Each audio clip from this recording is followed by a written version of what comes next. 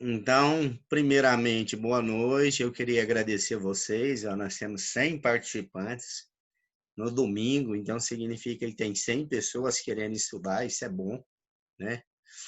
É um tema complexo, porém um tema que vocês vão perceber que ele não é um tema difícil de aprender, porém é um tema que poucos sabem manusear isso. Hoje, ainda conversando com alguns colegas neurocirurgião, eles me falaram isso aí. Então, o tema hoje é traumatismo crânioencefálico. Isso que nós vamos discutir. Primeiramente, deixa eu agradecer. O pessoal da Unifam me deu essa caneca. É a Universidade de Aparecida. E eu falei que era Anápolis. Foi um engano. Me desculpem, viu? Muito obrigado, estou muito satisfeito com o meu presente. Excelente. Bom, então bora lá, vamos começar. Todo mundo está me ouvindo bem? Sim ou não? Está ouvindo bem? Que um fone caiu, eu não vou pegar não. Então vamos começar. Então, quando a gente fala de TCE, a primeira coisa que a gente precisa preocupar quando a gente vai discutir TCE, eu vou passar até bem rápido, mais rápido essa parte, é a parte da epidemiologia. Quiser passar o próximo slide, por favor.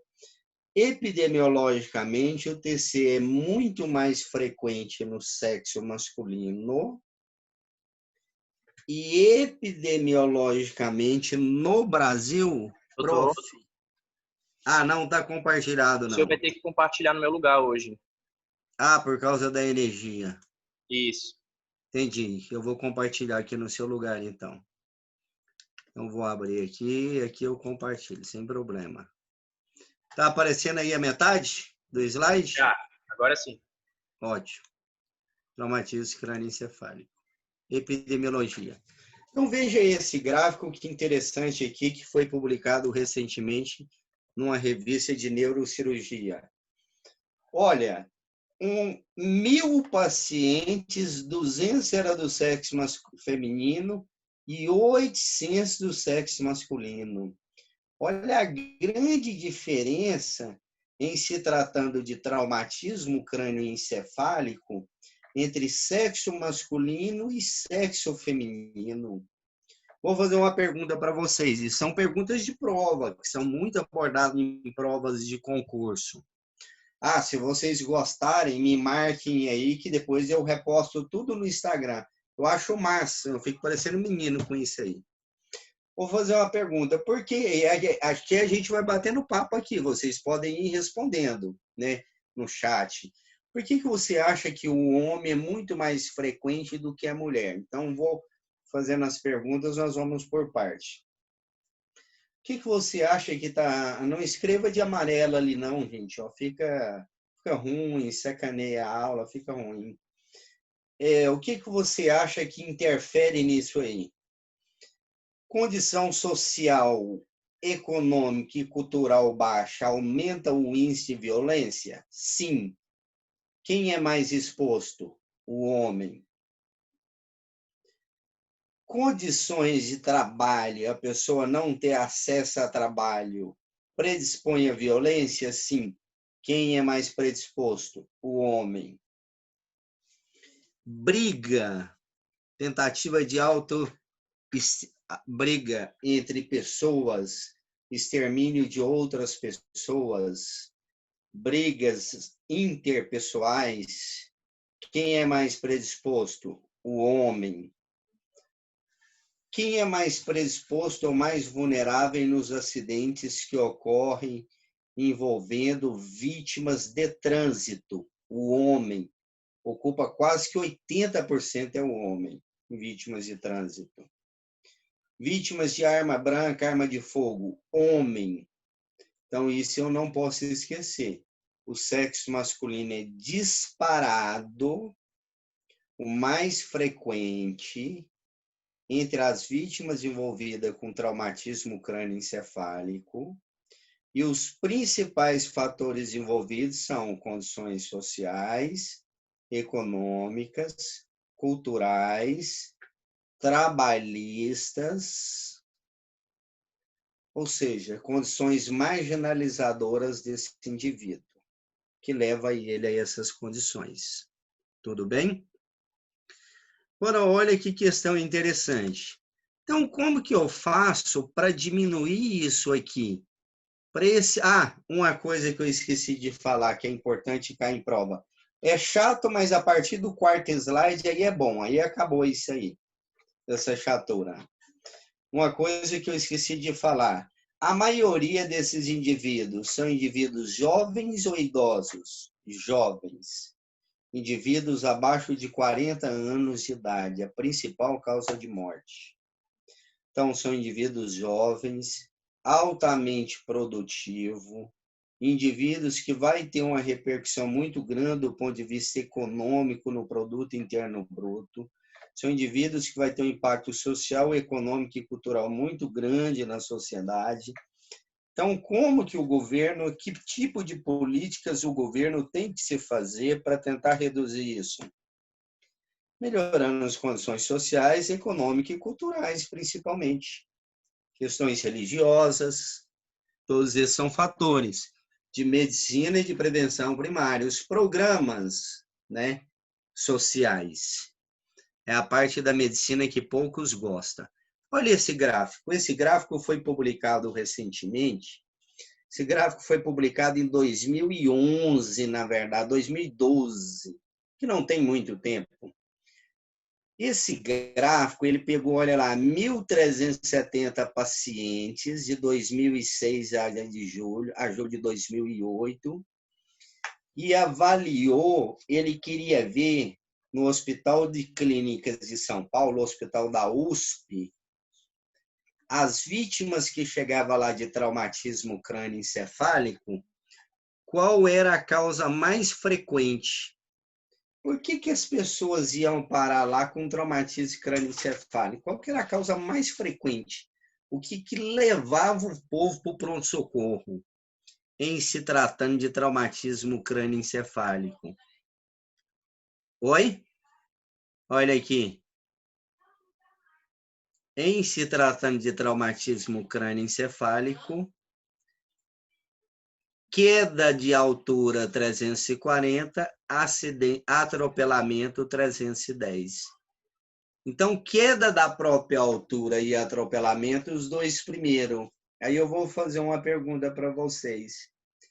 Por que queda da própria altura surpreendeu e veio em primeiro lugar aí? Proporcionalmente, a hora que eu calculei proporcionalmente, tirei esse viés, atropelamento veio em primeiro, obviamente. Aí tem viés de cálculo. Mas por que queda de altura tem aumentado demais em TCE? Se fosse você escrever comigo num OSCE agora, eu fizesse essa pergunta para você no OSCE, justifique qual é o principal fator que tem levado ao aumento de TCE por queda da própria altura.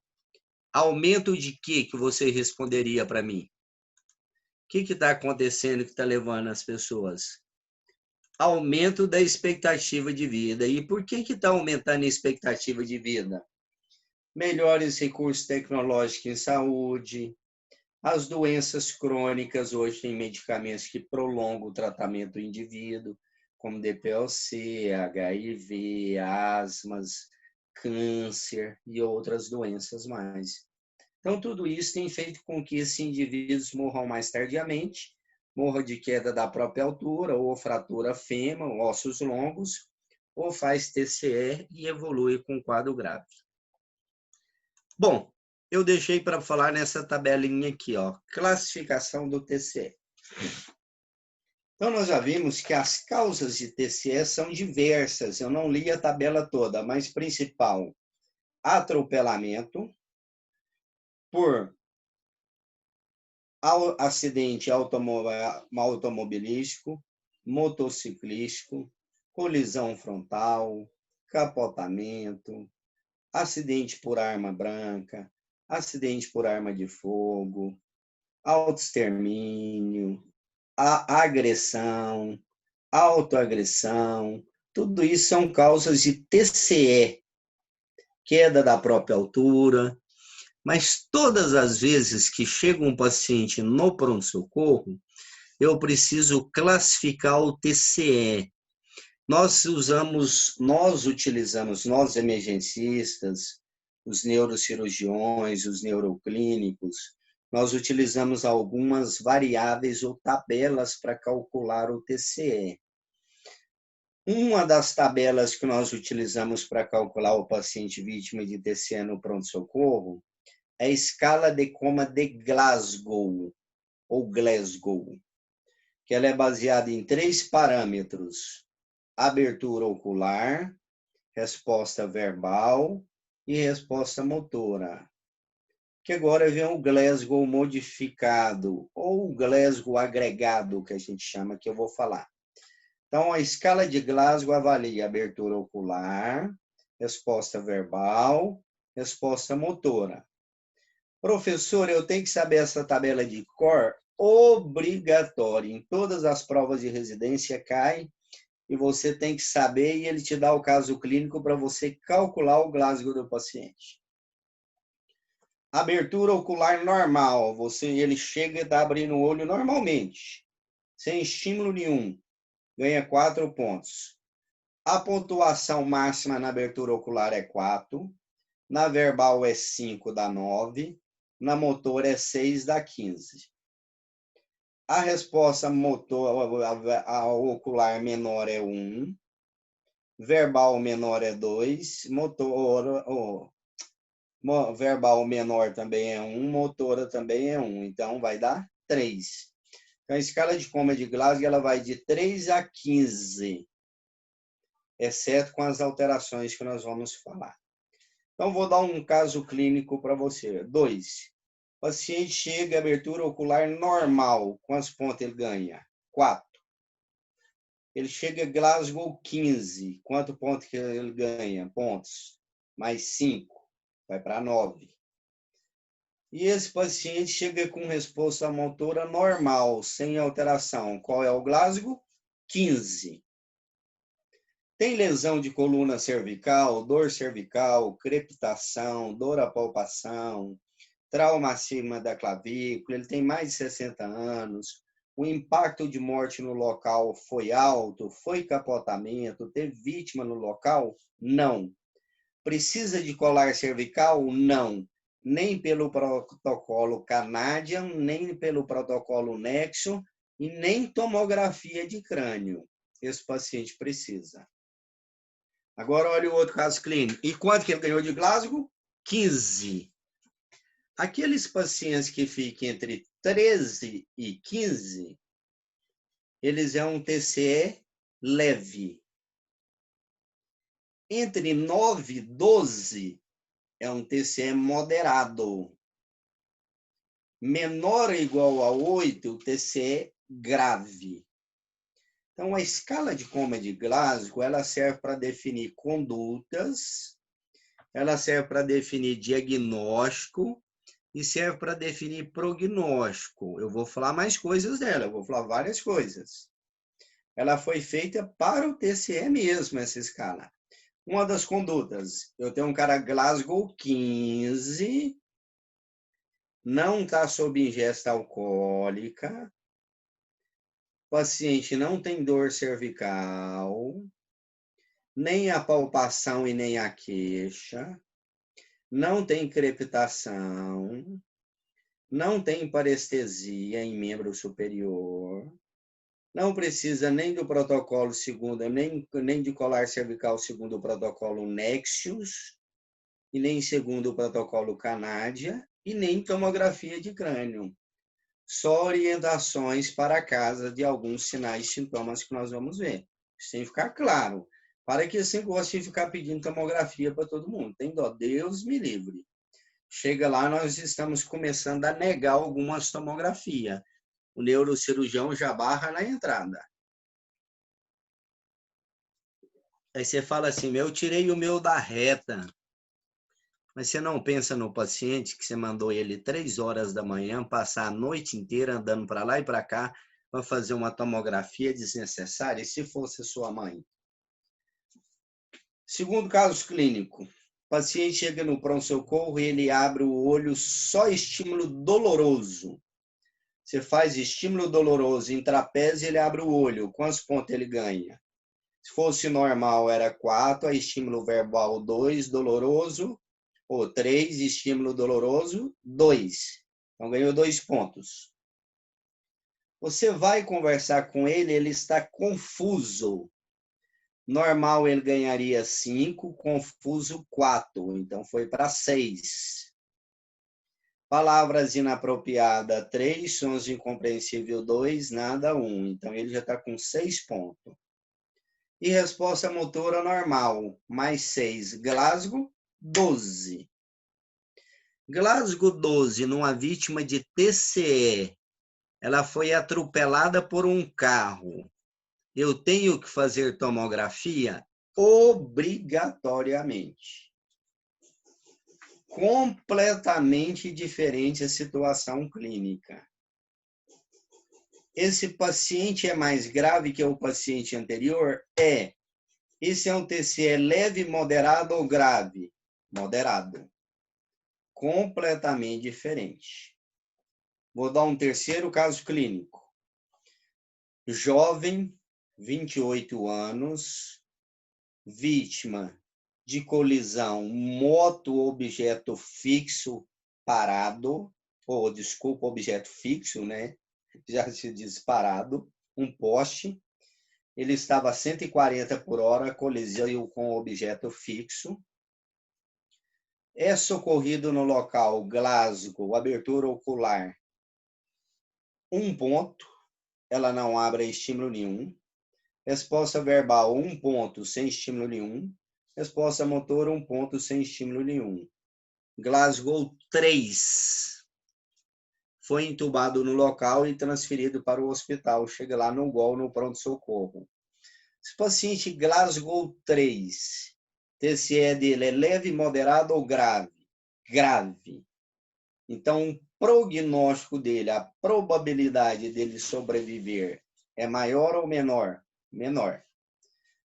Esse paciente, a probabilidade até de ter que operar ele é bem baixa. Nós vamos ver que tem outra classificação importante.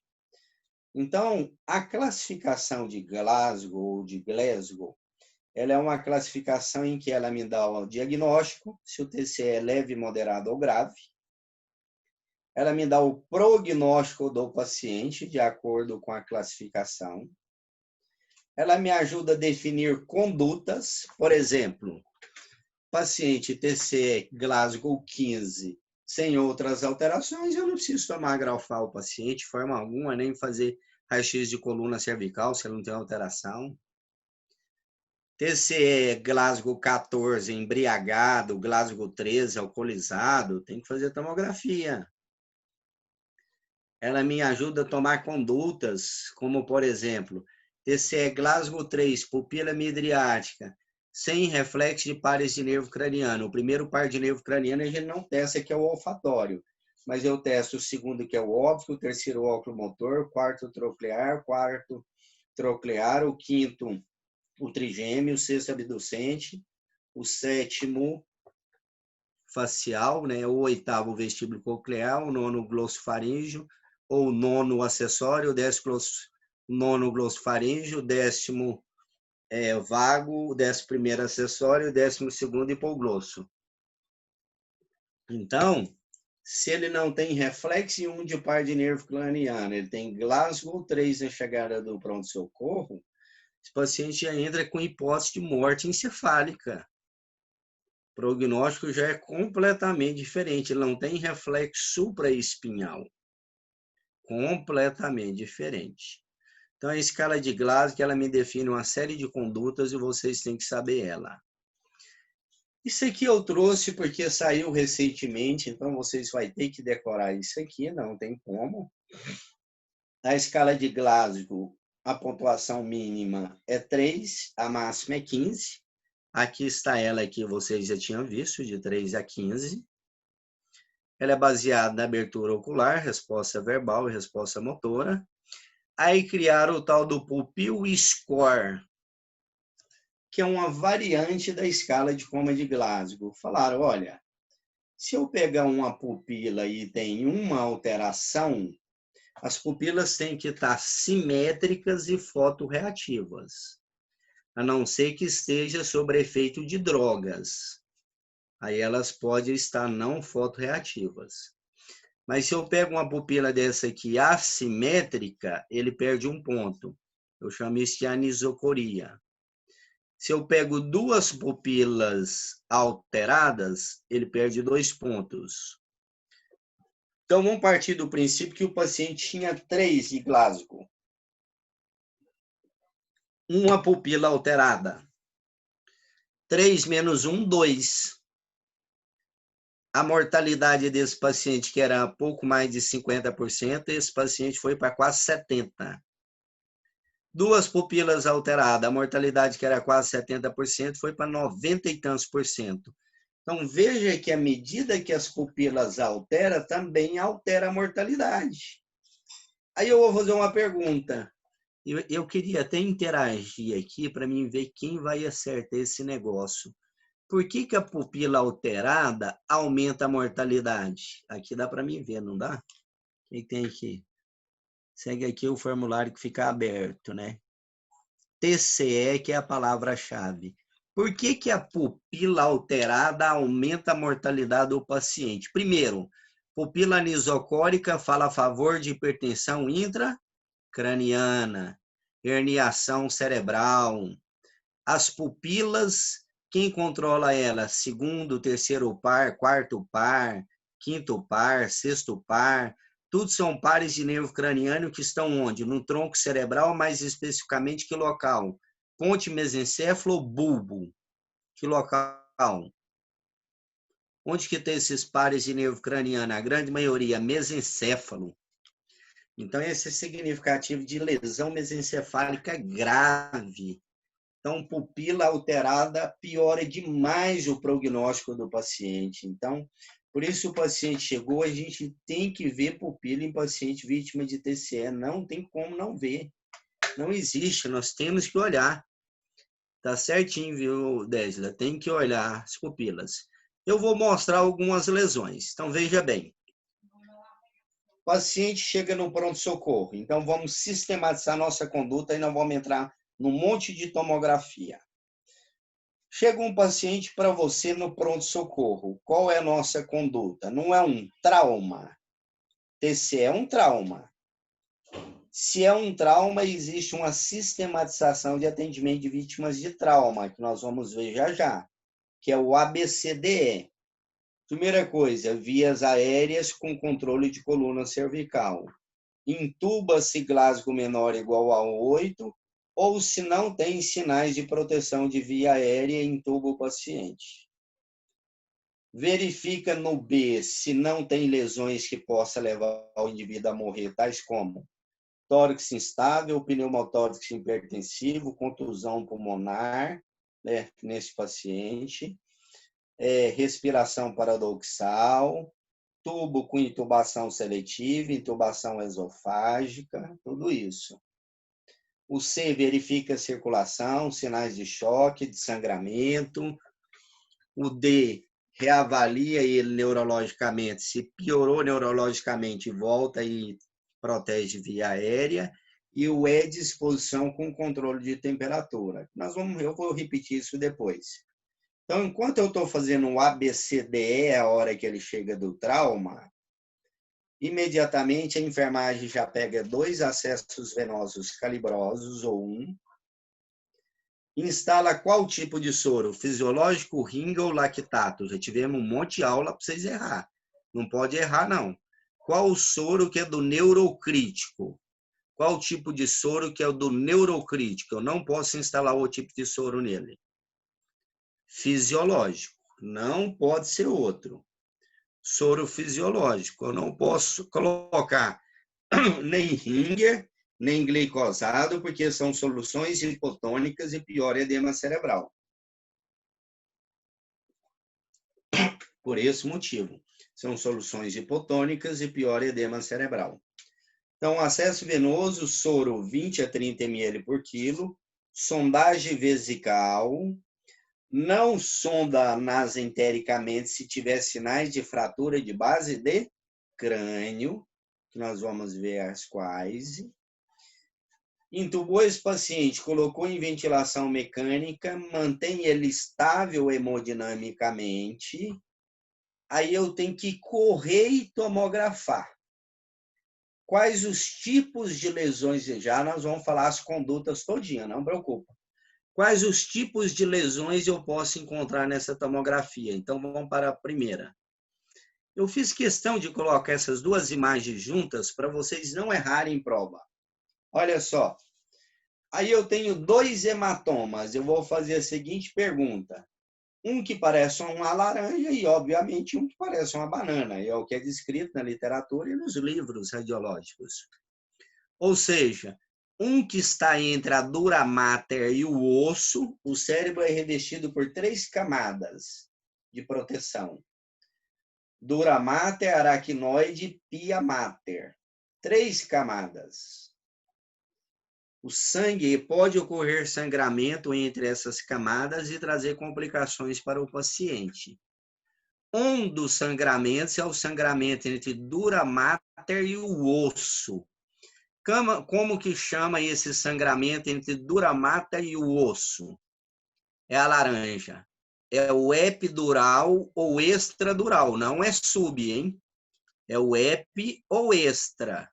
Vou voltar aqui, vou tirar aqui do chat, só um minutinho. É o extra ou sub. É esse aqui, ó. Ele está entre o osso e aqui é dura mater. Por que ele não percorre e vem para cá? Por causa das tábuas ósseas que existem. Veja que o subdural, que já é abaixo da dura mater, entre a dura mater e a aracnoide, olha aqui, ele percorre todo o trajeto, ó. Todo. Olha o tamanho desse subdural. Enorme. Qual dos dois tem o maior poder de levar à hipertensão intracraniana? O subdural. Esse aqui. Qual dos dois é mais frequente? Subdural. Menos frequente se pegar? Extradural. Mas olha só, o que eu preciso saber em prova? Então, eu tenho 2 hematomas em que a localização ela é diferente. Eu tenho um hematoma extradural, que é entre dura mater e calota craniana, que é essa laranja, que a maioria o sangramento é venoso ou arterial? Quem sabe me falar? Vou falar para a gente não enrolar. O sangramento é arterial, a artéria mais comprometida é a artéria meningéia média e pode cursar com intervalo lúcido. Isso tem que saber em prova, tem que anotar. Sangramento é pela artéria meningea média. Cara, pode cursar com intervalo lúcido. O que é esse tal de intervalo lúcido dele, professor? É aquele cara que eles pegam ele Glasgow 12, 13 ou 15 lá na rua, ele chega no hospital Glasgow 8, 5, 4. Ele evolui com intervalo lúcido. Ou ele pega ele com Glasgow de 12, ele chega no hospital 15. Intervalo lúcido porque parou o sangramento ali na artéria. Sangramento subdural, a maioria é venoso. O espaço é entre dura mater e pia mater. E a maioria dos sangramentos é decorrente das veias pontes. Veias pontes. E esse tipo de sangramento eu tenho que ter muito cuidado em jovens ou idosos. E por quê? Sangramento subdural, esse que parece uma banana. Eu tenho que ter muito cuidado em jovens ou idosos. E por quê? Porque pode crescer, o jovem também pode crescer. Pode crescer e dar hipertensão intracraniana. A Lara falou, o jovem também pode. O idoso também pode cronificar, o jovem também pode cronificar. Evolução lenta. Por que evolui lentamente, Rafael? O que o idoso, na grande maioria, tem que o jovem não tem? Não, o sangramento também é venoso. Atrofia cerebral. É isso aí, Lara. O idoso tem o cérebro atrófico. Mais de 80% tem o cérebro atrófico. Se o cérebro é atrófico, pensem comigo, eu tenho espaço para o sangue expandir. Então, o sangue vai expandindo, expandindo, expandindo, expandindo, expandindo, expandindo. E aí, olha o que eu vou falar para vocês. Vocês acham que ele vai fazer sintomas rápido ou ele vai demorar para ter sintomatologia? Sintomas vai ser rápidos ou lento? Demorado. Olha o que aconteceu comigo um dia. Eu tenho miopia, por isso que eu tiro o óculos para ver de perto. Miopia minha é importante. Engraçado, eu tenho miopia, presbiopia, astigmatismo, o médico me passou uma lente multifocal, mas eu não consegui usar ela. Então, veja bem. Olha o que aconteceu comigo. Um dia chega um idoso no pronto-socorro, com o 13º dia, ele evoluiu, pai de uma enfermeira do hospital. Ele evoluiu com perda de força motora do braço direito. Só. Que doença ele tem? Hipertenso. O que mais? Diabético. Aí tinha um cara do lado, faz boa pinta, e aí ele começou a falar. Estava bem vestido, gravata e tal. Aí logo ele se identificou, não, eu sou neurologista, eu sou noivo dela e tal. Eu não tenho dúvida que é uma veia isquêmica, nós precisamos tomografar, porque eu acho que ele está dentro do delta para trombolizar. Já deu a veia isquêmica. Eu falei, olha, nós temos um protocolo aqui e tal. Se não se importar, eu vou seguir esse protocolo, que não vai interferir em nada no delta, se for delta de trombolizar. Aí eu vou conversando com o velhinho, conversa dentro do protocolo, vai daqui, vai daqui, vai dali, vai dali. O velho falou, não, doutor, eu caí dentro do banheiro 2 vezes há 10, 12 dias atrás. Fizemos uma tomografia, era um subdural. E ainda tinha dado AS para ele, teve que operar às pressas. Então, muito cuidado com o idoso, hein? Idoso tem cérebro atrófico. Os sintomas podem ser 30 dias depois, 40, já vi até 60 dias depois, hein? Como que ele manifesta? Confusão mental e déficit focal. O mais frequente é confuso ou sonolência. A família fala assim, doutor, esse paciente está ficando muito confuso, muito sonolento, ou ficou muito fraco de um lado do corpo. Pode ter cuidado com esse idoso. Pode investigar queda, não caiu no banheiro. A família, na maioria das vezes, talvez não lembra, entendeu? Mas podemos ficar de olho nesse idoso. Vou passar a tomografia e vocês vão me falar bem rápido. Isso é um hematoma subdural ou extradural? Sub ou extra? À medida que vocês for falando, alguém for falando, eu vou passando. Sub ou extra? Extradural. Que é a mesma coisa, né? Eu dando bobeira aqui, ó. Extradural mesmo que é o epidural. Tem desvio de linha média? Tem um desvio de linha média importante. Aqui o corno anterior, terceiro ventrículo, posterior. Aqui a cápsula interna, os núcleos da base. Tamanho de desvio de linha média, isso aqui é cirúrgico, tá? Isso aqui tem fratura óssea também, pneumoencéfalo, olha aqui, fratura óssea. Isso aqui é ar aqui dentro do cérebro, isso é pneumoencéfalo. Esse outro hematoma, isso é um hematoma extradural ou subdural? Esse aqui já é outro hematoma, subdural. O que eu vejo nessa tomografia de interessante? Uma área de hiperdensidade localizada aqui, mais uma contusão cerebral aqui, mais uma área de sangramento aqui, ele deve ter caído e bateu a cabeça. O ventrículo, só vejo o corno anterior e posterior do ventrículo à direita, à esquerda eu vejo ele todo para lá.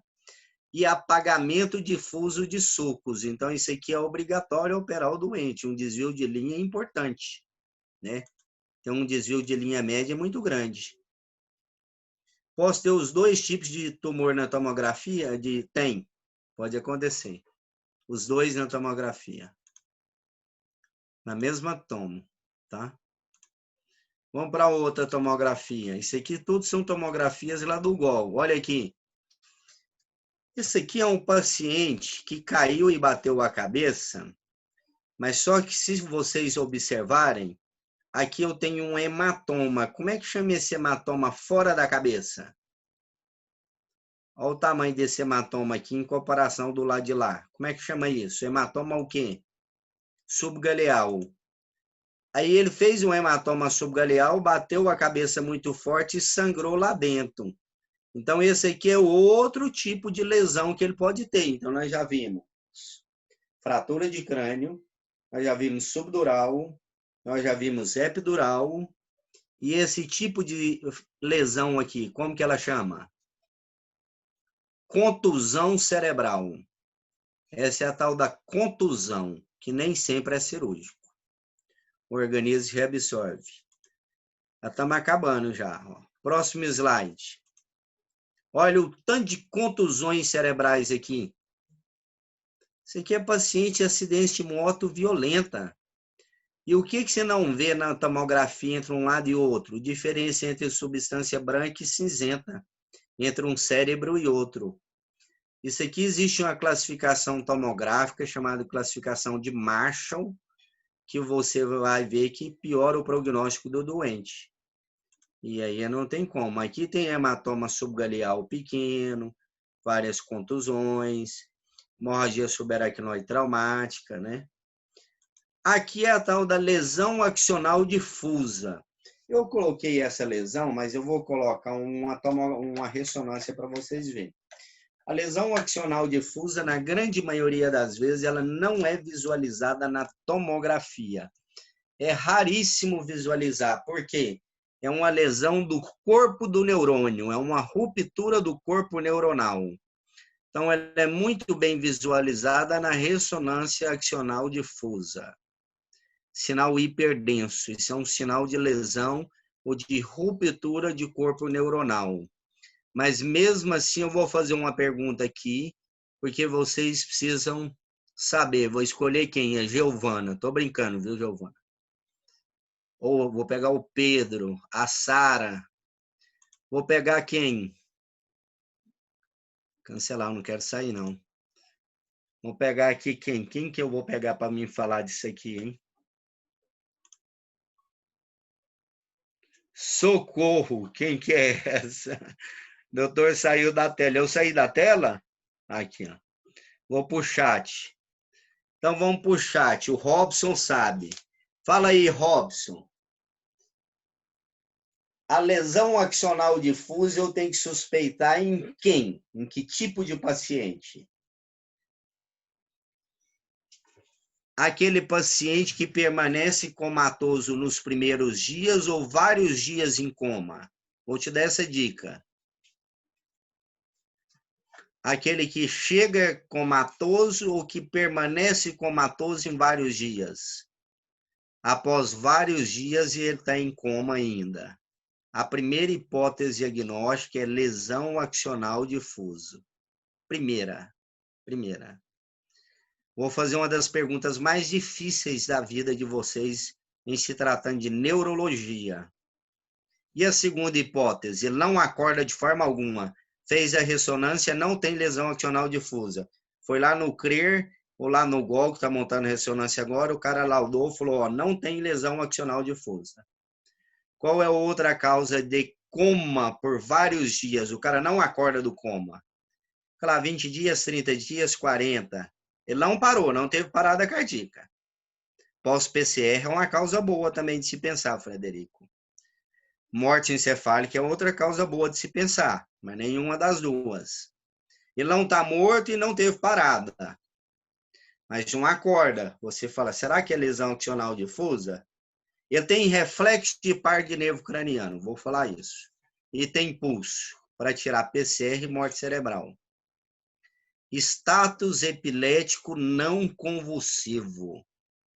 Qual que é o exame que eu sou obrigado a fazer em todo paciente que está em coma por vários dias e não sai do coma? Ressonância nuclear magnética para descartar lesão axonal difusa e eletroencefalograma. Obrigatório.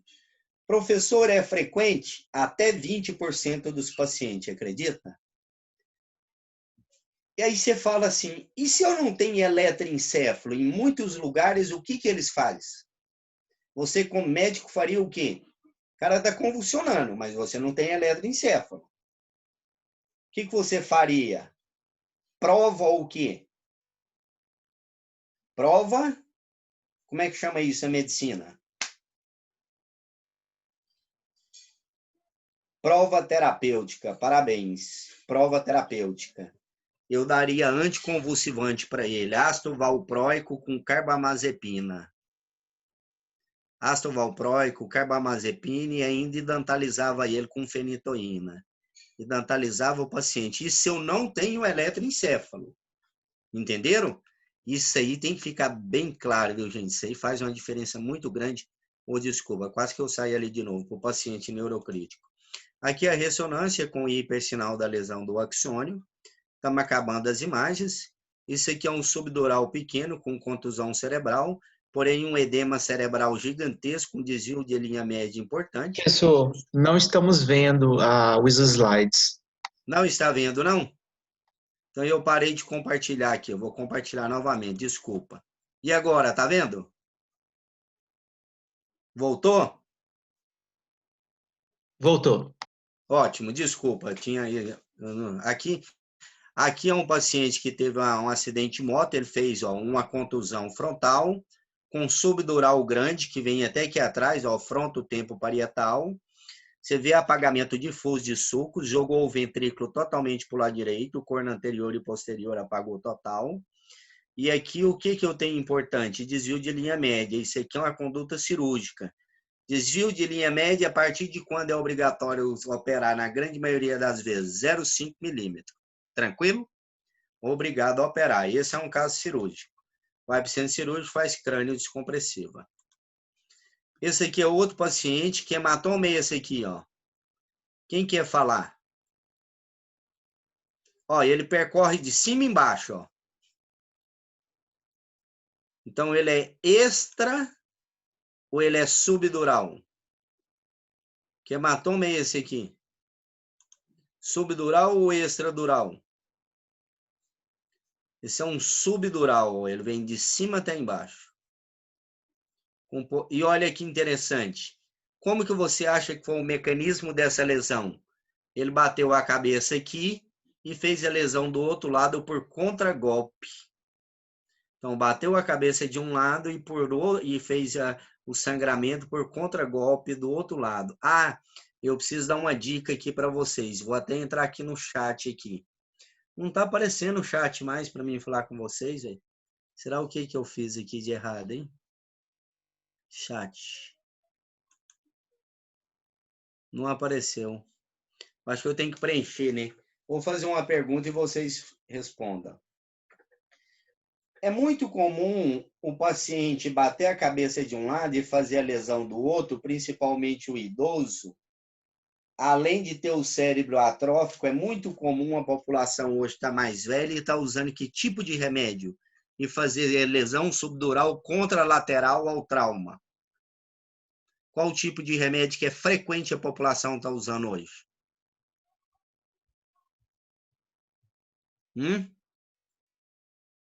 Quem sabe me falar? Tá sem som ou não tá dando para escrever?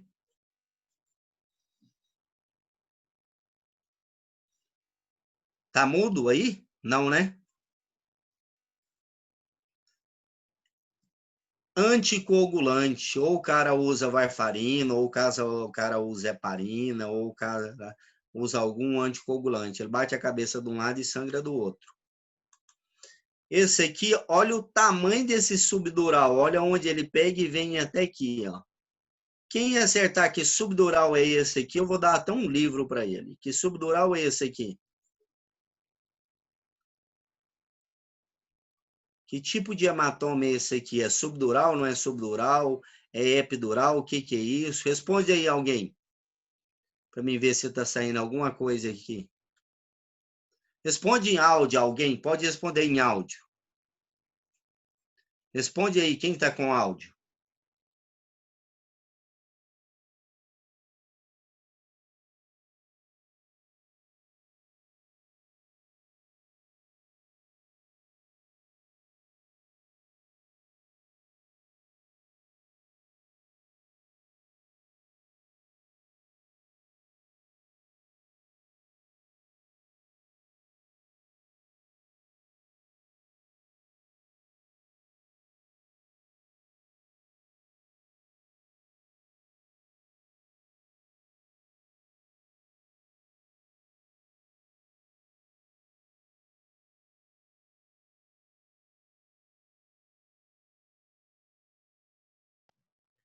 Professor, o senhor está mudo.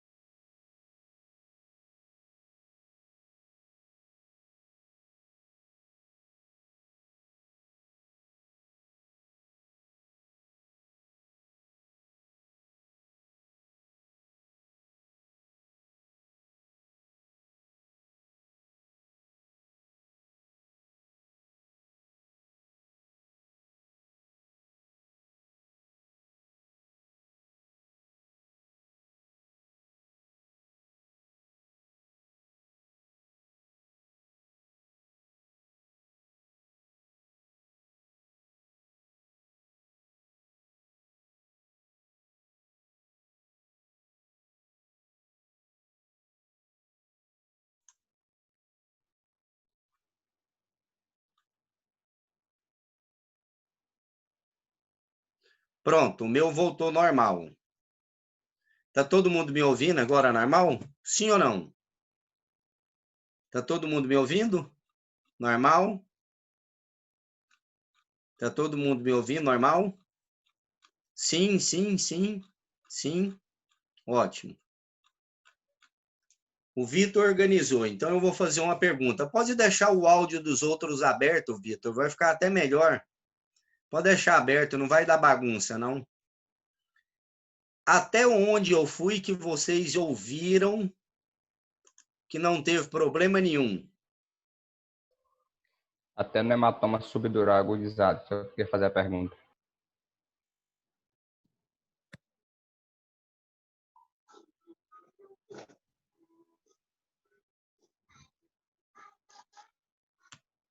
Esse aqui, vocês tinham visto essa tomo?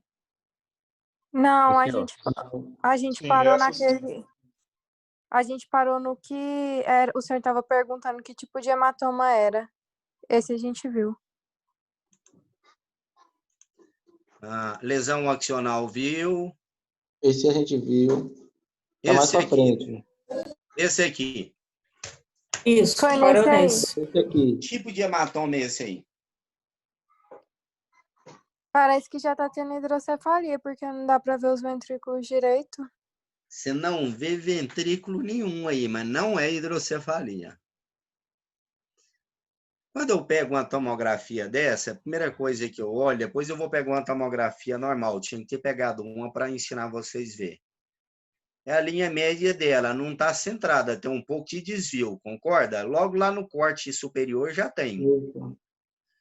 E ela tem um apagamento entre substância branca e substância cinzenta.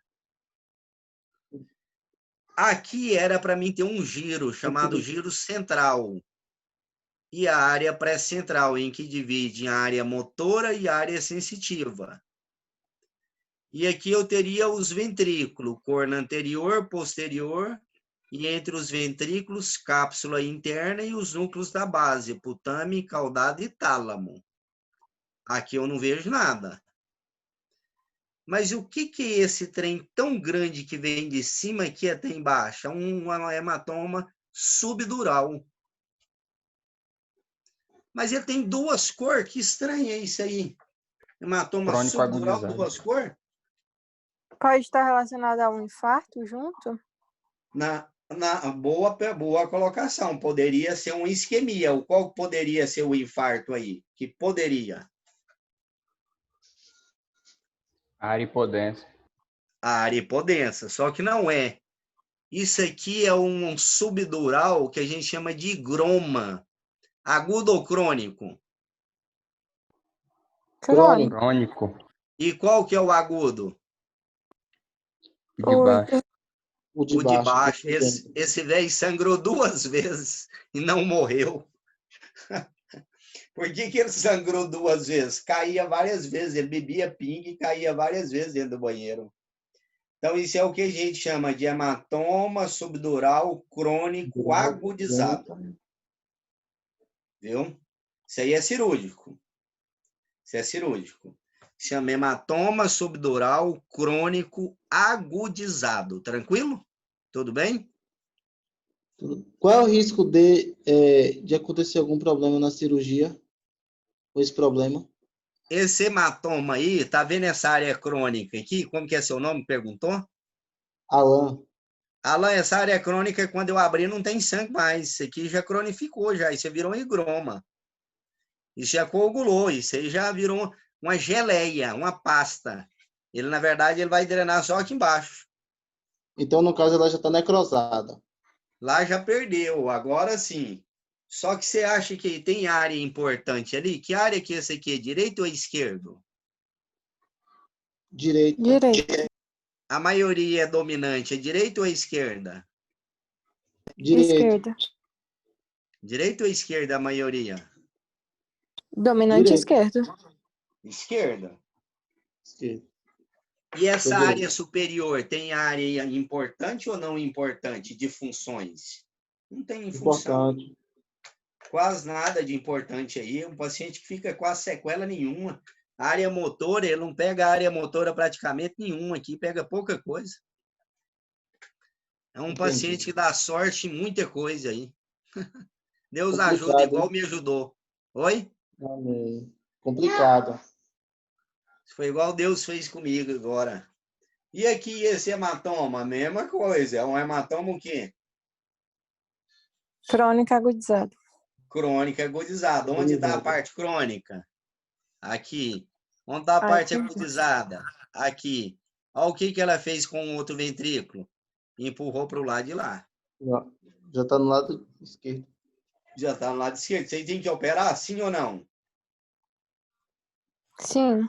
Sim, mas nós vamos ver o que a gente faz em emergência antes de operar. E esse aqui, o que você viu de interessante logo de cara? Afundamento Calma. de crânio.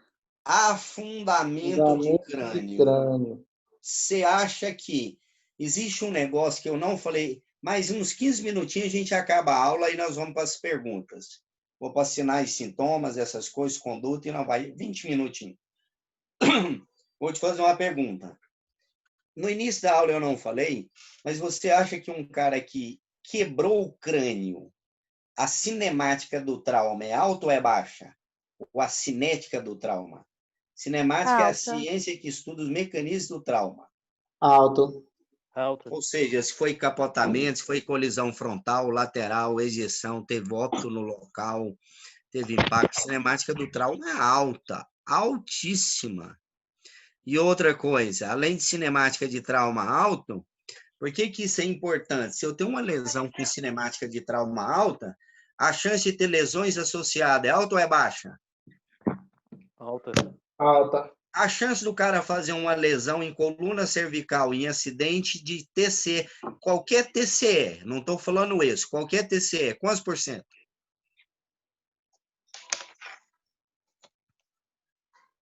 60%? Você cai aí e bate a cabeça, ou seu pai, ou você cai e bate a cabeça, fez um TCE leve, moderado ou grave. Qual a sua chance de fazer uma lesão de coluna cervical? Alta ou baixa? Alta. Baixa, 5%. E um TCE com cinemática do trauma dessa aí, a chance aumenta ou diminui de fazer uma lesão de coluna cervical? Aumenta. Vai para 12 a 15%. Veja que a grande maioria que cai, a chance de fazer lesão de coluna cervical é alta ou é baixa? Alta ou baixa, gente? Baixa. Alta. Não, a maioria que cai, que não é cinemática de trauma grave. É A baixa. maioria baixa, 3 a Alta. 5%. Então, para que o povo fica colocando colar cervical em todo mundo? A palavra-chave é TCE. Então, para que o povo põe colar cervical? Fica aquela besteira pondo colar cervical em todo mundo. Falta de conhecimento. Falta de conhecimento. Existem 2 protocolos para colocar colar cervical, que é o Nexium e o Canadian. Nexium e o canadense. Se a cinemática do trauma não foi grande, se o paciente tem Glasgow 15, se ele não tem dor cervical, não teve óbito no local, nós estamos falando de cinemática do trauma, ele não caiu de altura importante, ou seja, mais de 2 metros de altura dele, maior do que ele. Se o paciente não tem dor cervical, ele não tem queixa parestésica, ele não está sob efeito de drogas, nem bebida alcoólica, ele está Glasgow 15. Eu preciso pôr colar cervical nesse cara para quê? Agora, qual é o grande problema desse cara aqui? Ele é um afundamento de crânio. Fundamento de crânio. Todo afundamento de crânio dessa magnitude aqui vai para cirurgia. E que área que ele pegou aqui no cérebro? O importante aí. Que área que é essa aí? Frontal. Parte Fronto frontal. o quê? Parte frontal. Um pouco de Fronto frontal e um pouco de occipital. quê? Fronto temporal. Fronto temporal. Pegou fronto temporal aí. E aí, quando eu pego fronto temporal aí, já começa a ter o risco de fazer fístula o quê? Pode dar afasia, né? Fístula licórica. Fazer fístula licórica. Começar a perder líquor aí. Então, é uma lesão que eu tenho que ter cuidado com esse tipo de lesão. Aqui nós vamos para a parte mais boa. Aqui passa rapidão. Quais os sinais e sintomas de um paciente que tem TCE? Então, olha, paciente que teve uma pancada na cabeça, eu tenho que pensar o seguinte. A lesão primária ele já teve. Qual que é a função do médico? Prevenir a lesão o quê? Secundária. Secundária. Lesão primária ele já teve. A nossa função é prevenir lesão secundária.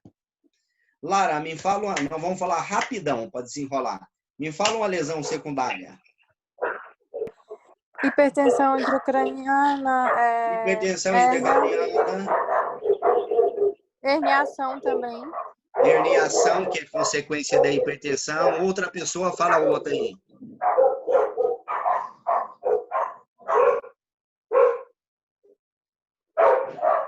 Fala outro aí. Outro sinal e sintoma que leva a lesão secundária. Hipotensão ou hipertensão arterial? Hipotensão. Hipotensão arterial. Hipoxemia ou hiperóxia? Hipoxemia. Hipoxemia. Hipoglicemia ou hiperglicemia? Hipoglicemia. Convulsão. Então, olha, o cara caiu e bateu a cabeça. Ele chega lá no pronto-socorro para mim. Primeira coisa, ABCDE. Acesso venoso ABCDE. Se Glasgow menor do que 8, ou tem muita secreção em via aérea, não consegue proteger via aérea, eu intubo o paciente. Intubou o paciente, ventilação mecânica protetora, nós vamos ver na outra aula. Aí eu vou manter ele bem ventilado, para não ter hipoxemia. Ele não pode ter hipoglicemia, e eu tenho que manter a glicemia entre 80 e 180. Eu não posso deixar ele com oxigênio baixo, ele vai ficar com PO2 entre 60 e 100. Eu não posso deixar ele com temperatura muito alta quanto? Acima de 37,5. De preferência, fazer hipotermia terapêutica no TCE grave, manter a temperatura bem baixa, tem formas de resfriar o doente. Controle do CO2, porque o CO2 é vasodilatador. Se ele é vasodilatador, ele aumenta o fluxo sanguíneo cerebral e aumenta a pressão intracraniana. Utilizar medidas que diminuam a pressão intracraniana, tais como elevação da cabeceira, que eu vou diminuir o retorno venoso e diminuir a pressão intracraniana. Outras medidas que eu posso utilizar para reduzir pressão intracraniana. Solução salina ou manitol. Manitol a gente usa 1 a 2 gramas quilo em bolos. 1 a 2 gramas quilo em bolos, exceto no paciente hipotenso, que ele piora a hipotensão. Solução salina hipertônica, o NaCl, aquele que a gente tem lá no postinho mesmo, a 20%. Quanto que a gente faz? 61 ml por quilo. Vou fazer uma pergunta. Isso tudo que eu estou fazendo é levar a cabeceira, controle de CO2, manter CO2 entre 30 e 40 centímetros de mercúrio. Porque se ele passar de 40, ele vasodilata, aumenta o fluxo sanguíneo cerebral, aumenta a pressão intracraniana. Manter a pressão arterial média no mínimo 90 a 100. Manter glicemia entre 80 e 180. Eu vou repetir. Manter a temperatura abaixo de 37,5. Isso tudo que eu estou fazendo é para evitar lesão o quê? Secundária. Secundária. Isso é um tratamento definitivo ou temporário? Temporário. Quem vai fazer o tratamento definitivo? O neurocirurgião. O neurocirurgião. Mas e se você está com um doente lá no CAIS e vai demorar a chegar no neurocirurgião? Se você não fizer isso aí. O paciente piora o O que pode prognóstico. matar ele em 10 minutos? Herniação. Herniação, hipertensão intracraniana. A hipertensão intracraniana, preste atenção no que eu vou falar aqui para vocês, é rapidinho. O cérebro tem 5 coisas dentro dessa caixa craniana, dessa careca aqui, desse osso grande, dessa cabeçona aqui, cheia aqui. Elianina e Kátia. E como se não bastasse, de repente colocou na cabeça que tem uma terceira pessoa envolvida. Elianina e Kátia, colocados no barco do Paulo. Suzy e Yannis vão investigar isso, mas você, por favor, pela 10ª vez, fique fora desse... Então, olha só. Aqui dentro da calota craniana eu tenho o quê? Eu tenho o encéfalo, que é a massa cerebral. Aqui eu tenho líquor. Aqui eu tenho vasos.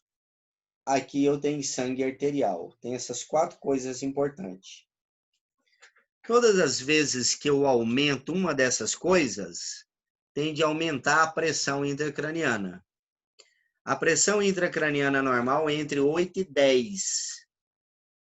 Mas existe um mecanismo regulatório que chama doutrina de Moron-Keller. Doutrina de Moron-Keller. Em que, quando eu tenho uma pancada na cabeça, o cérebro vai inchando por um edema citotóxico ou vasogênico, vai diminuindo o fluxo sanguíneo cerebral venoso e arterial, aumenta a reabsorção licórica ou diminui a sua produção até um certo limite. Só que a hora que a pressão chega de 20, 25 ou mais, ele perde esse mecanismo autorregulatório e aumenta a pressão intracraniana.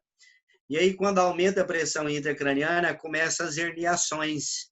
Deixa eu achar uma figura de herniação aqui para vocês verem. Porque nós não vamos ter tempo de... Eu vou mostrar quase tudo para vocês aqui, não preocupe. Mas olha aqui. Aumenta a pressão, o primeiro que hernia é o topo. Herniação subfalcina. Depois herniação uncal. Depois transternal. depois foraminal, lá no canal do quarto ventrículo, terceiro quarto ventrículo, hernia aqui entra em morte cerebral. Então, quando que ele entra em morte cerebral? Quando ocorre a herniação 4. Aí, finish, morte cerebral. E aí eu vou fazer uma pergunta para vocês. Ele tem um mecanismo regulatório disso aí, chama doutrina de Moron-Keller. Deixa eu ver se eu tenho essa figura aqui para mostrar para vocês. Eu acho que eu tenho. Eu sempre ando com essa figura aqui. Doutrina de Moron-Keller. Se eu não tiver, eu vou achar ela ali, eu mostro para vocês aqui um pouquinho. A doutrina de Moron-Keller... Oi? Você passou ali. Aqui, ó. Aqui ela aqui, ó. Doutrina de Moron-Keller. O que é a doutrina de Moron-Keller? Então, veja, aqui você tem sangue arterial, venoso, cérebro, parênquima cerebral. O que eu tenho mais aqui? Obviamente, o que eu vou ter mais aqui, dentro aqui, é massa encefálica. É um dos que mais tem. Quando a massa encefálica, a massa, olha aqui, o tanto que a massa encefálica vai aumentando, os outros vão diminuindo para tentar manter uma pressão arterial. Só que eles diminuem tanto o volume venoso e o volume arterial, o volume para diminuir a pressão intracraniana, que chega um ponto que eles não conseguem diminuir mais o volume, porque a quantidade de volume é baixa dentro do leito venoso e arterial. Aí a pressão ultrapassa de 20 e começa a ter os sinais de herniação e o paciente começa a ter uma série de sinais e sintomas de hipertensão intracraniana. Que quais são? Sinais e sintomas de hipertensão intracraniana. Cefaleia, vômito. Cefaleia, náuseas, vômitos. E se ele chega a estar sedado e entubado, RAS menos 5. Ele não vai ter nem cefaleia, nem náusea, nem vômito. Papiledema. Papiledema. É obrigatório ver a papila do doente que chega. O que mais? Também tem alteração do óculos. Tríade de quê que chama? Tríade de Cushing. Tríade de Cushing. Ela consta de duas coisas. O quê? Bradicardia, bradipneia e hipertensão arterial. 3 coisas. Tríade de Cushing. O cara chega com TCE no pronto-socorro. Olha o que eu vou falar aqui para vocês. Olha para mim aqui, todo mundo, ó. Tem 100 e poucas pessoas, nós estamos encerrando, mas olha aqui. O cara chega no pronto-socorro, ele é vítima de TCE. A pressão arterial está 6/4. A causa dessa hipotensão é o TCE ou não é o TCE? Não é o TCE, provavelmente tem outra coisa. TCE nunca dá hipotensão. TCE nunca dá hipotensão. Memoriza isso, isso é uma das poucas coisas da medicina. Nunca, nunca. É outra coisa, ou é lesão de medula, ou é lesão. Um dia eu chego no pronto-socorro, o paciente 5/3 dizia que era um choque medular. Que choque de medula, gente? O cara está até sem colar de um monte de cirurgião em volta dele. Está até sem colar. Por que está sem colar? Não fizemos, não achamos, mas nós achamos que é choque de medula. Que choque de medula é esse? Isso é choque povolêmico, tem nada de choque de medula, isso é choque classe 3, 4. A hora que eu pego o ultrassom e bato na barriga, faço um fast, explosão esplênica e lesão hepática. Choque, pancada na cabeça não dá choque. Pelo contrário, a pancada na cabeça ativa o sistema nervoso simpático para a pressão subir e manter o que no cérebro? Perfusão. Perfusão cerebral. Qual que é a principal causa de lesão secundária? Se cair na prova, você marcar hipoglicemia, hipertermia, convulsão, hiperglicemia ou hipoxemia? Hipoxemia. Hipoxemia disparado é a causa mais frequente de lesão secundária. Frente a uma pessoa com sinais e sintomas de hipertensão intracraniana, qual é a nossa conduta? Cabeceira? Cabeceira elevada e manitol. Não, manter, vamos por parte. Manter CO2 entre 30 e no máximo 40. Se estiver demorando demais, eu posso baixar o CO2 até 25. 5. Como que eu sei que CO2 vai estar 25, 30 ou 40? Qual exame? Gaso. E se eu, Gasometria. além da gás, eu tiver outro aparelhinho? Como que chama o outro aparelhinho? Capnografia? Capnografia. Capnografia. Um dos dois, ou capnógrafo ou gasometria. Tranquilo? Um dos dois. Não precisa ser outra coisa. Então, controle da CO2 entre 25, 30, 35, máximo 40. Cabeceira elevada. Manter diurese acima de 0,5 ml/kg com qual soro? Fisiológico. Manter o sódio mais alto ou mais baixo? Se eu der uma substância com pouco sódio, o que acontece com o cérebro, gente? A pressão aumenta. Oi? Edema. Edema. Então tem que ser um soro com mais ou menos sal. Mais. Mais. Então, Mais. qual o soro que eu vou dar? A famosa Fisiológico. solução, o famoso soro fisiológico. Salina. 20 a 30 Ou solução ml salina. para ele. Outra coisa, que eu já fiz estudo. Aí eu posso fazer manitol ou solução salina hipertônica. Hipertônica. Aí o cara do laboratório pega e fala para você, doutor, a solução sódio do plasma veio 158. Qual dos dois você escolhe, manitol ou salina hipertônica? Aqui a maioria vai errar. Sem nem responder, eu já sei que vai errar. Hipertônica. Doutor, veio 158 sódio, o normal é 135 a 145. Você vai dar salina hipertônica ou manitol? Manitol. Salina hipertônica. E se ele fala para você, Manitol? doutor, eu vou explicar o porquê. E se ele fala para você, doutor, o sódio veio 105, você daria manitol ou salina hipertônica? Manitol. Um tá com hipernatremia e o outro tá com o quê? Hipo. Qual dos dois não pode ter variação brusca que vai fazer mielinólise espontina? A chance é altíssima de fazer mais o hiper ou hiponatrêmico? O hipo. O hiponatrêmico. Hiponatremia, eu não posso dar salina hipertônica para esse cara de forma alguma. Se variar muito a solução de sódio dele, vai fazer lesão pontina e ele vai ficar tetraparético, vai sair gastrostomizado, traqueostomizado, sem movimentar, dependendo de ventilação mecânica. Ele não sai do hospital. E lesão irreversível. Isso aqui são sinais de fratura de base de crânio. Como é que chama isso aqui? Sinal do guaxinim. Sinal de Beton. O que mais que eu posso ter aí? Esse aqui é um hematoma intraocular encapsulado, ó. Mas eu posso ter o quê? Uma otorragia, né? Um hematoma intracapsular, não, intra-auricular. Eu posso ter otorragia, otorreia, licorreia, licorragia. Aqui os tipos de pupila que eu posso encontrar, ó. Cada tipo de pupila me indica uma lesão, ó. Médio fixa, lá no mesencéfalo. Médio fixo, olha, tá lá no úncus, lá no mesencéfalo, lá embaixo, de encéfalo. Só pupila pontiforme, ponte, só lesão grave. Essa é uma figura que você tem que guardar para você estudar, ó.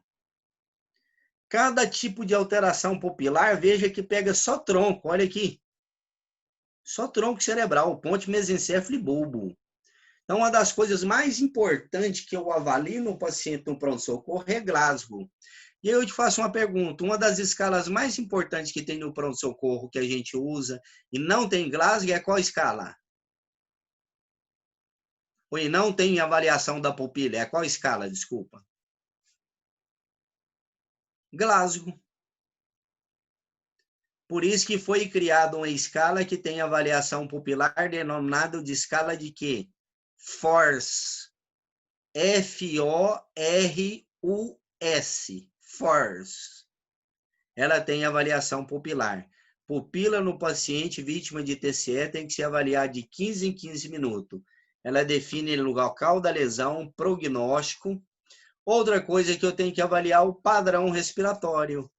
Olha, Shine Stocks, lesão, encefalopatia metabólica. Ou o paciente tem um quadro de hiper ou hipoventilação. Um quadro de hiperventilação neurogênica central, isso é muito frequente ver. Apnêutica, o paciente tem um TCE, fica fazendo apneia longo tempo, esse aqui a gente vê muito na UTI. Esse é o último é o que a gente mais vê. Respiração em salva, respiração atáxica, que ele hiperventila, hiperventila, hiperventila, hiperventila e depois hipoventila. Então, esses são padrões respiratórios de acordo com o tipo da lesão neurológica que o paciente apresenta. Tá encerrando, eu quero mostrar um negócio para vocês. Isso aqui é uma classificação tomográfica que a gente chama classificação de Marshall. Todas as vezes que eu chego um paciente com TCE, o neurocirurgião ou agente emergencista pega a tomografia e classifica. Ó. Tem desvio de linha média maior que 5 milímetros? Tem. Ele tem ausência de lesão maior do que 25? Não, tem maior do que 25. Se ele tem uma lesão maior que 20, se ele não tem lesão maior que 25 milímetros, a mortalidade dele já é quanto? Quantos por cento, gente? 56,2. Qual doente você operaria, doutora, se fosse neurocirurgião? O doente 1 e 2, que a mortalidade é baixa, ou 3 ou 4, que a mortalidade é mais alta?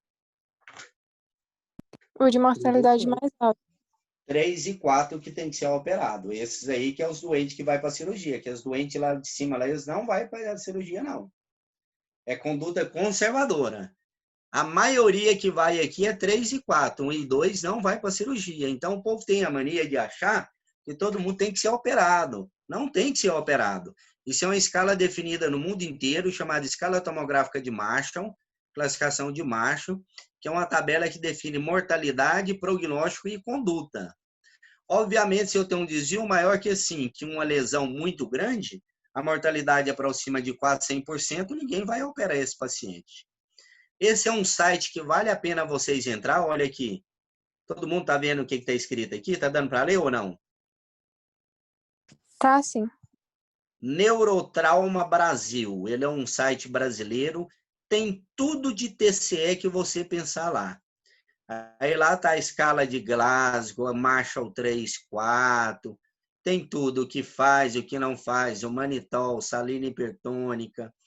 Quase tudo que nós discutimos aqui, que nós falamos. O ABCDE. Outra coisa. O paciente chegou lá no box, eu intubei ele, eu tenho que manter ele acordado ou sedado? Acordado para dar para fazer a Não, avaliação. ele teve um TCE muito grave. Se ele ficar acordado, ele fica mais agitado ou menos agitado? Mais agitado. Acho que A pressão intracraniana aumenta ou diminui? Aumenta. Aumenta. Aumenta a frequência cardíaca, aumenta a pressão arterial, aumenta a hipertensão intracraniana. Então, esse paciente tem que ficar mais sedado. Então, a gente cede ele muito. A gente utiliza uma escala para sedar o paciente. Qual é a escala que a gente utiliza para sedar o paciente? Para manter ele bem sedado, aprofundado. Chama RASS. R-A-S-S. Escala de sedoanalgesia de Richard Monte. Essa escala, eu tenho que manter esse paciente nas primeiras 48 horas entre -4 e -5, bem sedado.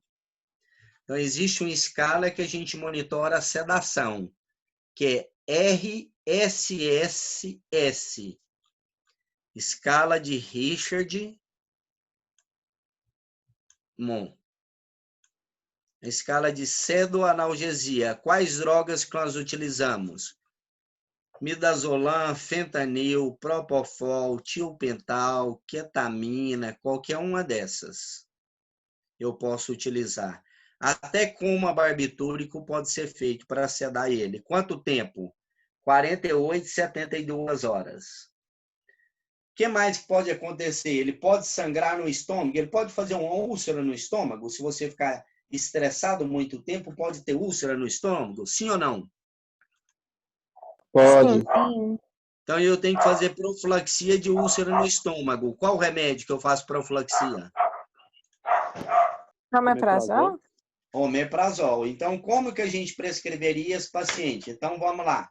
Bem devagar para chegar aqui onde eu quero. O paciente chegou lá, Glasgow 8, um hematoma subdural importante, com desvio de mais de 1,5 de linha média, anisocórico, frequência cardíaca de 48, pressão arterial 180 por 100. Esse paciente com todos os sinais de hipertensão intracraniana, Glasgow 6. Você avaliou esse paciente, a via aérea não estava perto, e a primeira coisa que você fez foi o quê? Entubar. Vamos participar todo mundo. Depois que você entubou, acesso venoso, soro fisiológico 20 a 30 ml, sonda nasentérica, ou sonda vesical, manter diurese maior que 0,5 a 1 ml quilo-hora, não passar nasentérica se sinais de fratura de base de crânio, ou seja, otorreia, licorreia, otorragia, licorragia, guaxinim ou beto, não passar. Se fístula licórica de alto débito, tentar com profilaxia para meningite, para esse cara. Se sinais de hipertensão intracraniana, manter cabeceira elevada. Manter controle de CO2 no máximo 40, com capnógrafo ou gasometria. Fazer salina hipertônica ou manitol, salina hipertônica 1 grama quilo, ou manitol 0,5 a 1 ml de manitol a 20%. Profilaxia de úlcera gástrica. Ventilação mecânica protetora. Ficar de olho em que mais nesse doente? Sedação profunda, -4, -5. Manter glicemia entre 80 e 180. Temperatura no máximo 37,5. Que mais? Sódio? Sódio, manter o sódio dele mais baixo ou um pouquinho mais alto? Um pouco mais alto. Pouco mais alto quanto? Até 155, 160, não tem problema nenhum. Vai ser bom para ele por causa do edema cerebral. Ficar de olho no sal dele. O sódio pode cair muito? Não. O sódio pode cair ou pode subir muito? Sim ou não? Pode não. Não. Pode, aí. E se ele urinar muito, não pode perder muito sódio?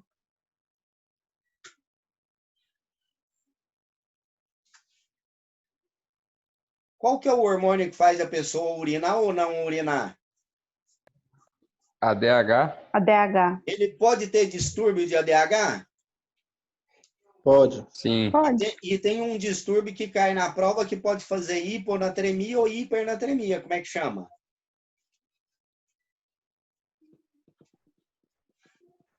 SIAD. Ele pode fazer um SIAD e fazer uma hiponatremia grave. Então, ele tem que ficar de olho no sódio desse paciente. O que mais? Manter sedado 2 dias.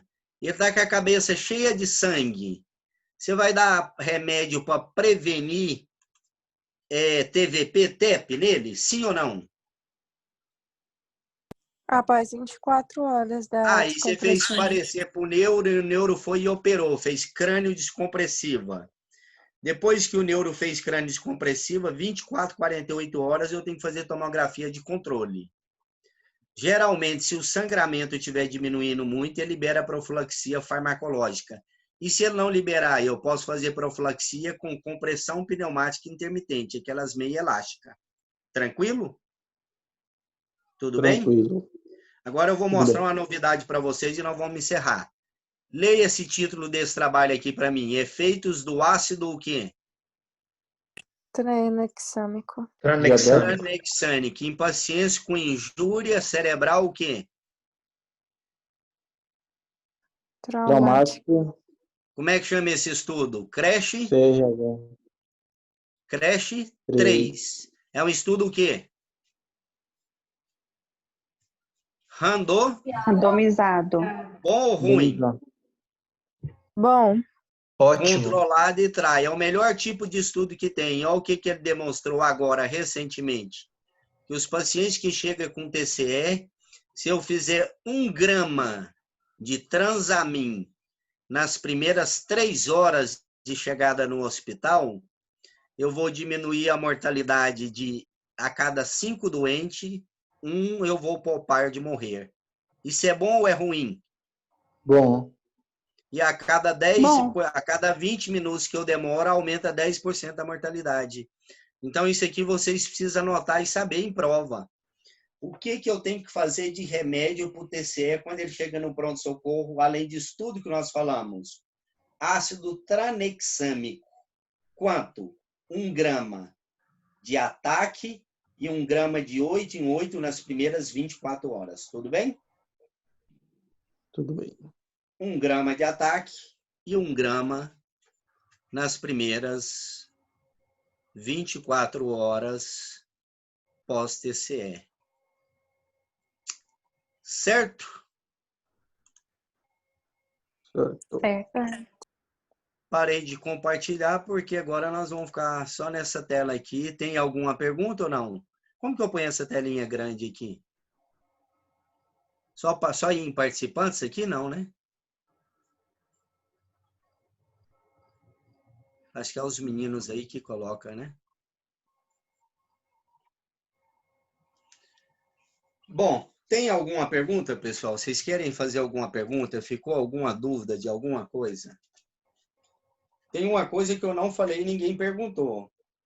Pressão de perfusão cerebral é PAM menos PIC. E PAM é sistólica mais 2 vezes diastólica dividido por 3. Então, eu vou te fazer uma pergunta. Chega um paciente lá no CAIS com 110 por 50 de pressão. 110 por 60, vamos pôr assim que fica mais fácil. 110 por 60. TCE grave, você acabou de entubar ele. A pressão dele tá boa ou tá ruim para ele? 110 por 60. Tá dando quanto de pressão de perfusão cerebral? É sistólica mais 2 vezes diastólica dividido por 3. Então, sistólica 110, diastólica 220, que é 2 vezes 60. 120, desculpa. Mais 110, 230. 240 dividido por 3, 80 de média. 80, só que é PAM menos PIC. E quando eu considero pressão intracraniana? Quando a pressão dentro da cabeça é maior que 25 milímetros de mercúrio, sustentada por 5 minutos ou mais. O cara, para ter sinais e sintomas de tríade de Kushner, tem que ter mais de 30, 35 milímetros de mercúrio na cabeça. O cara está com 80 de pressão e 30 dentro da cabeça. 80 menos 30 dá quanto de pressão de perfusão cerebral? 50. 50. E está chegando muito ou pouco oxigênio? Pouco. Pouco. E o que mais mata o cara com TCE? Falta de Hipóxia. oxigênio. Hipoxemia. Aí você vai lá e pega o cara e fala, não, a pressão tá ótima. Esse doutor é muito bom. Que doutor bom. Que maravilha. Esse doutor, pressão 120 por 80. Isso que é um doutor maravilhoso. A pressão estava 180 por 100. Ele deu um captopril pro cara. Estava por 120 por 80. Nossa, agora ficou bom. Ele matou o doente. Ele ajudou a matar. Matou. Estava 180 por 100, estava mantendo pressão de perfusão cerebral boa ou ruim? Boa. E se eu não tenho como medir, porque pressão de perfusão cerebral é PAM menos PIC, eu não tenho como medir a PIC no CAIS. Eu tenho que manter pressão arterial média. Média, você sabe, é sistólica, mais 2 vezes diastólica dividido por 3. No mínimo, quanto? 100, 140? 90 a 100. Eu mantenho todo mundo em média de 100. No mínimo. Todo mundo. Tranquilo? Tranquilo. Tem nenhuma pergunta? Doutor, tem como depois enviar o link da gravação da aula de AVC isquêmico? Teve um problema no YouTube com um rapaz que estava gravando para nós. Amanhã ele prometeu que vai resolver esse problema e nós vamos colocar VE isquêmico, queimadura e essa aqui de TCE. Tá bom? Tá bom, obrigada. Vamos colocar lá no canal do YouTube, lá no meu Instagram tem um link, você clica e já cai lá, tem todas as aulas lá. Professor, Certinho? Oi. uma pergunta com relação ao ácido tranexâmico. É por isso que já tem alguns protocolos fora do país que colocam ácido tranexâmico no E o pH? pré-hospitalar? Isso. Ou não, você fala na grávida? Não, isso mesmo, no pré-hospitalar. Não, o ATLS-10, a maior mudança dele, se cair numa prova para você, qual foi a maior mudança do ATLS-10? A maioria das pessoas coloca o XABCDE, mas o X é do ATLS? Não, é do PHTLS. É do PHTLS, não tem nada a ver com a TLS, já começa por aí o erro. Eu dou aula ainda como instrutor de ACLS e ATLS há um tempão, e é o que o povo mais erra. Qual foi a maior mudança do ATLS desde que trouxe o maior impacto para o trauma, a maior diminuição de mortalidade? O ácido tranexâmico ser feito na cena do trauma. Todos os gestores vão ter que adaptar e comprar esse remédio e pôr para ser feito no local. Ele é feito 1 grama. Tem como repetir sobre o uso de manitol versus salina hipertônica quanto a hipo? Repito. Então, vou só falar do manitol, do ácido. Então, você faz 1 grama, é 4 ampolas, num soro de 250, corre em 15 minutos, e mantém 1 grama de 8 em 8 nas primeiras 24 horas, apenas. Já foi? Tati? Tranquilo? Tudo bem? Tranquilo. Tudo. Agora eu vou responder a pergunta da colega. Ela perguntou assim, o uso do manitol ou salina hipertônica quando está hiper ou hiponatrêmico. Quando está hiponatrêmico, se eu der salina hipertônica a 20%, eu vou variar o sódio muito rápido. Essa variação dá uma lesão neurológica chamada mielinólise espontina, ou seja, lesão do neurônio. Agora, quando está muito alto, ele não vai fazer isso porque os osmose diogênicos já inchou o cérebro. Ele não faz essa lesão. Então, quando está hiponatrêmico, a gente dá preferência para o manitol. Quando está hipernatrêmico, a gente dá preferência para o NaCl. Quando está hipotenso, também eu dou preferência para o NaCl, que aumenta mais pressão.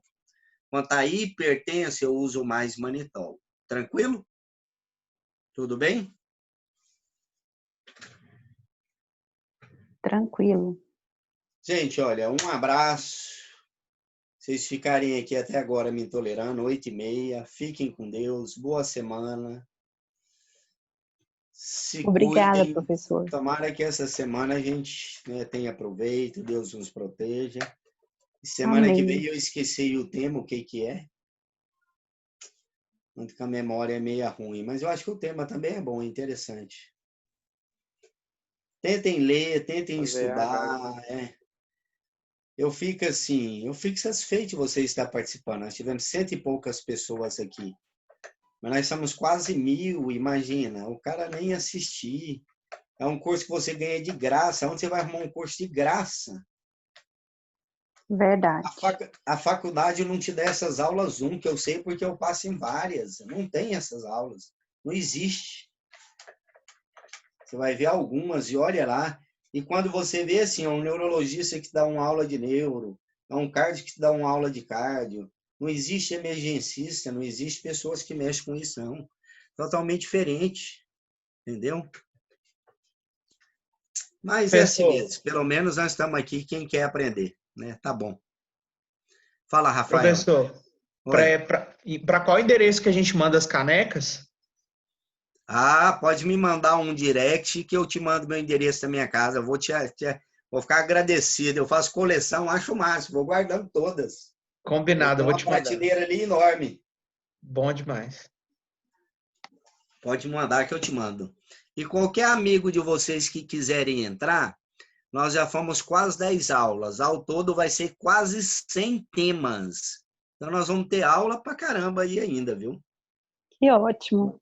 Dá para entrar no grupo se quiser, tá bom? Vocês vão sair daqui perito em emergência. 1 ano você vai fazer um curso de quase 100 tópicos.